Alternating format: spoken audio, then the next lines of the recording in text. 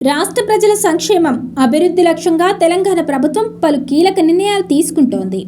ఇటీవలే ఏపీ ప్రభుత్వంలో మాదిరి ప్రజలకు సేవలను అందుబాటులోకి తీసుకొచ్చేందుకు వాట్సాప్ ద్వారానే ప్రభుత్వ సేవలను పొందే విధంగా కీలక నిర్ణయం తీసుకున్న సంగతి తెలిసిందే.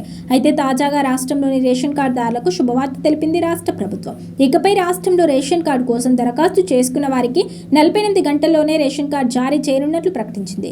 ఈ మేరకు రాష్ట్ర రవాణా, బీసీ సంక్షేమ శాఖ మంత్రి పొన్నం ప్రభాకర్ ప్రకటన చేశారు. గతంలో మాదిరి ప్రజలు ఏ చిన్న పనికైనా ప్రభుత్వ కార్యాలయాల చుట్టూ తిరిగే పని లేకుండానే దరఖాస్తు చేసుకున్న 1-2 రోజుల్లోనే పారదర్శకంగా కార్డు అందజేస్తామని మంత్రి పొన్నం ప్రభాకర్ స్పష్టం చేశారు. ఇక ఇప్పటికే ప్రజలకు నాణ్యమైన సన్నబియ్యాన్ని పంపిణీ చేస్తున్నామని, ఈ వ్యవస్థను రానున్న రోజుల్లో క్షేత్రస్థాయిలో మరింత బలోపేతం చేస్తామని పేర్కొన్నారు.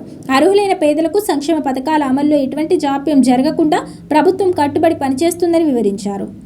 అలాగే పేద ప్రజల సొంతింటి సాకారంపైన పొన్నం ప్రభాకర్ కీలక వ్యాఖ్యలు చేశారు. రాష్ట్రంలో అర్హత గల పేద, నిరుపేద కుటుంబాలకు గౌరవప్రదమైన శాశ్వత నివాసాన్ని కల్పించడం తమ ప్రభుత్వ లక్ష్యమని స్పష్టం చేశారు.